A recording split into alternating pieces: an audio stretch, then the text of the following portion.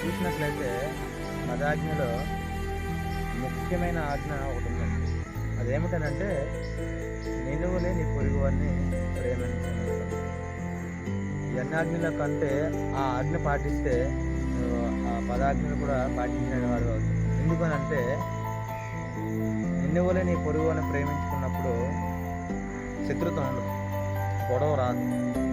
నిన్నువలే నీ పొరుగువారిని ప్రేమించమన్నప్పుడు నువ్వు ఎలా అయితే ప్రేమించుకుంటావో నీ ఎదుటివాణిని, నీ పొరుగువాణిని, నీ సోదరుని, నీ సహోదరుని, నీ కుటుంబం, అలాగే నీ స్నేహితులను నువ్వు ఎప్పుడైతే ప్రేమగా నువ్వు ప్రేమించగలుగుతావో అప్పుడు అక్కడ ప్రేమ తప్ప ఒక శత్రుత్వం ఉండదు, ద్వేషం ఉండదు, పగ ఉండదు, హత్య ఉండదు, అబద్ధం ఉండదు, మోసం ఉండదు, అన్యాయం ఉండదు, అక్రమం ఉండదు.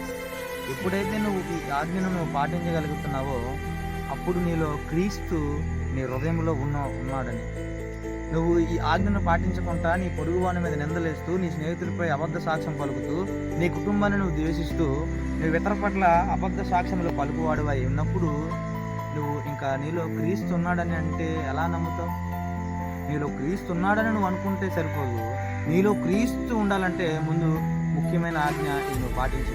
నువ్వు ఎప్పుడైతే నువ్వు ప్రేమించటం మొదలు పెడతావో ఇది మీరు అనుకునే విధంగా లోక సంబంధమైనటువంటి ప్రేమ కాదండి. ఇది యేసుక్రీస్తు వారు తన ప్రాణాన్ని సిలువలో పెట్టినప్పుడు మన కొరకు ఆయన కార్చినటువంటి రక్తమును బట్టి ఈ ప్రేమ మనం చూపించాలి. ఎప్పుడైతే ఈ ప్రేమను చూపిస్తావో, ఎప్పుడైతే ఈ ప్రేమను కనపరుస్తావో అప్పుడు నీ హృదయంలో యేసుక్రీస్తు వారు ప్రేమతో నిండుకుంటుంది. అప్పుడు ఎప్పుడైతే నీకు ఆ ప్రేమ అనేది వస్తుందో అప్పుడు నీ ఎదుటివాని పట్ల, నీ సహోదరుడి పట్ల, నీ కుటుంబం పట్ల, ఇతరుల పట్ల నువ్వు అబద్ధం ఆడువాడుగా ఉండవు, నరహత్య చేయవాడుగా ఉండవు, నువ్వు వ్యభిచరించేవాడుగా ఉండవు.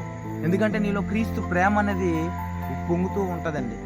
నీలో ఎప్పుడైతే ఆ ప్రేమ వస్తుందో అప్పుడు నిన్ను నువ్వు మార్చుకున్నట్టే కాదు, కానీ నీ పొరుగు వారిని కూడా నువ్వు క్రీస్తు ప్రేమను బట్టి నువ్వు మార్చగలవు. నిన్ను నువ్వు ప్రేమించుకుంటున్నావు కదా, నువ్వంటే నీకు ఇష్టం కదా, అలానే నీ ఇతరుల పట్ల కూడా అదే ప్రేమ, అదే జాలి, అదే కరుణతో నువ్వు వ్యవహరించినప్పుడు క్రీస్తు ప్రేమ నీలో ఉంది. నేను క్రిస్టియనే, నేను యేసుప్రభువుని నమ్ముతున్నాను అని అంటున్నావా? ఇది కాదండి. నువ్వు ఇలా అంటున్నావంటే నువ్వు లోక సంబంధమైన వాడుగాను, ఈ లోకరీతిలో ఉన్నవాడుగాను నువ్వు ఆలోచించి అంటున్నావు తప్ప మీరు నిజంగా నీ హృదయంలో క్రీస్తు లేడు. నీ హృదయంలో క్రీస్తు ఉన్నప్పుడు నీవు క్రియల ద్వారానే కనపరుస్తావు. క్రీస్తుని ఏ విధంగా నువ్వు ప్రేమిస్తున్నావో ఇతరుల పట్ల కూడా అదే విధంగా నువ్వు ఆ ప్రేమను చూపిస్తావు. నువ్వు నీ శత్రువుల పట్ల, నీ స్నేహితుల పట్ల, నీ కుటుంబం పట్ల నువ్వు ప్రేమగా కలిగి ఉండలేనప్పుడు నీలో క్రీస్తు ఎలా ఉంటుంది? నువ్వు ఎప్పుడైతే నిన్ను వల్లే నీ పొరుగు అని ప్రేమిస్తావో అప్పుడు నీలో క్రీస్తు వస్తుంది. ఎందుకంటే అప్పుడు ద్వేషం ఉండదు, పగ ఉండదు, కుట్రలు ఉండవు, స్వతంత్రాలు ఉండవు, వ్యతిరేకత ఉండదు. అంతా శాంతిగా పోతూ ఉంటుంది.